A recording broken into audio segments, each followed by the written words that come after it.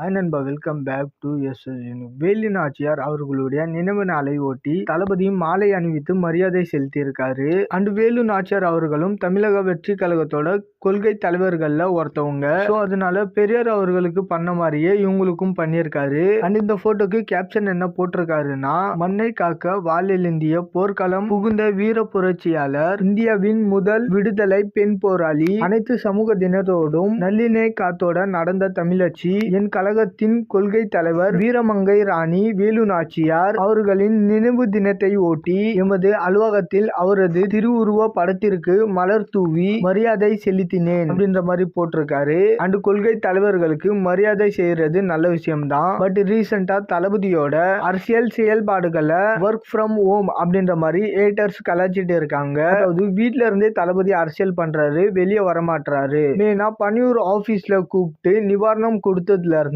பயங்கரமா ட்ரோல் பண்ணிட்டு இருக்காங்க.